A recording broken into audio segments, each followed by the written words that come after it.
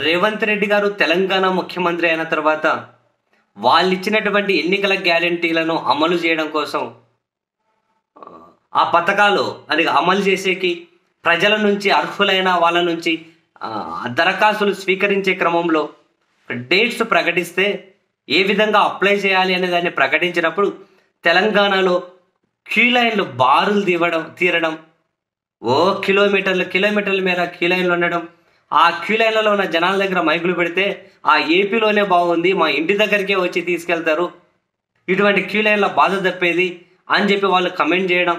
And ఆ queue లైన్లలో ఉండి వాళ్ళు ఆ దరఖాస్తులు ఇస్తే అవన్నీ రోడ్ల మీద కుప్పలుగా ఎక్కడికక్కడ ఇసిరేయడం, ఈ ఎపిసోడ్లన్నీ మన కళ్ళ ముందు ఉన్నాయి కదా. అప్పుడే జగన్మోహన్ రెడ్డి గారి ఆలోచన విధానం ఏ విధంగా ఉందో, ప్రజలకు ఎక్కడా ఇబ్బంది కలగకుండా అర్హులైన వాళ్ళ అకౌంట్లోకి నేరుగా డబ్బులు పడే విధంగా తాను ఎస్టాబ్లిష్ చేసిన వాలంటరీ గ్రామ వార్డు సచివాలయ వ్యవస్థ ఏ విధంగా ఉందో, ప్రభుత్వ ఆఫీస్ చుట్టూ ఎవరూ తిరగకుండానే ప్రభుత్వ సేవలు ఇంటి దగ్గర వరకు చేర్చినటువంటి ఆయన ఆలోచన మీద, ఆయన సంస్కరణల మీద ప్రశంసలు కురిపించారు తెలంగాణ జనం కూడా. ఈ క్రమంలో తాజాగా ఇద్దరు ముసలి వాళ్ళు, ఇద్దరు వృద్ధులు, అటు తెలంగాణలో ఒక వృద్ధురాలు, ఇటు ఆంధ్రాలో ఒక వృద్ధురాలు, వాళ్ళు మాట్లాడినటువంటి మాటలు ఫుల్ వైరల్ అవుతూ ఉన్నాయి. తెలంగాణలో వృద్ధురాలు ఏమన్నారు, పోయిన నెల ఈ నెల అన్నింటినీ కలుపుకొని ఆమె మాట్లాడుతూ 1వ తేదీకి పింఛన్ ఎవరు ఇస్తున్నారు, ఇచ్చే 2,000 ఎప్పుడు ఇస్తున్నారు కూడా తెలియడం లేదు, దానికోసం ఎప్పుడు ఇస్తున్నారని చెప్పి ఎదురు చూపులు చూడాల్సి వస్తుంది, వాళ్ళ చుట్టూ రోజు తిరిగి అడగాల్సి వస్తుంది, ఈ రోజు ఇస్తారా రేపు ఇస్తారా అని చెప్పి. దేనికోసం ఉచితంగా బస్సు ప్రయాణం అంట, మేమేమైనా యాటికి ఎక్కిపోతాం, మేము ముసలి వాటికైనా ఎక్కిపోతామా, పోతే ఎప్పుడోసారి పోతాం, దానికి అదంతా ఎందుకు, టైంకి మాకు పింఛన్ ఇవ్వచ్చు కదా, పొద్దు నుంచి సాయంత్రం వరకు ఆయనకి ఎదురు చూడాల్సిన పరిస్థితి వస్తుంది, మా చెప్పుతో మేము కొట్టుకోవాలి.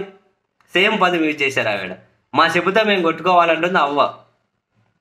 ఆమె అట్లా మాట్లాడే వ్యాఖ్యలు వైరల్ అవుతూ ఉంటే, సేమ్ టైం ఆంధ్రప్రదేశ్లో ఒక వృద్ధురాలు, అయ్యా జగన్మోహన్ రెడ్డి గారు, తిండి తినేటప్పుడు కూడా మీరే గుర్తొస్తున్నారు, ఆ తిండి లోపల వెళ్ళడం వెనక మీరు ఉన్నారు, టైంకి ఇంటి దగ్గరకు వచ్చి పింఛన్ ఇస్తున్నారు, అది 1వ తేదీనే మా చేతిలో పింఛన్ పెట్టారు, మీరు మరో 10 కాలాలు సల్లంగా ఉండండి అయ్యా అని చెప్పి అక్కడ ఒక వృద్ధురాలు దీవిస్తూ ఉండడాన్ని మనం చూసాం.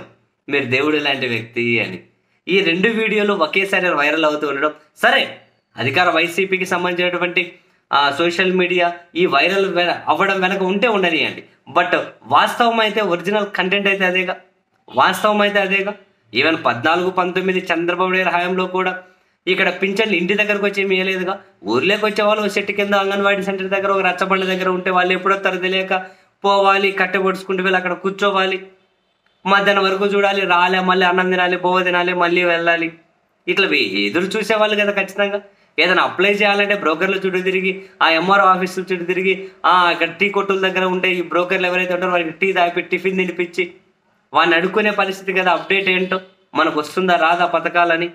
కానీ ఇప్పుడు ఆ పరిస్థితి అయితే ఖచ్చితంగా లేదుగా, అంగీకరించాల్సిన వాస్తవమేగా.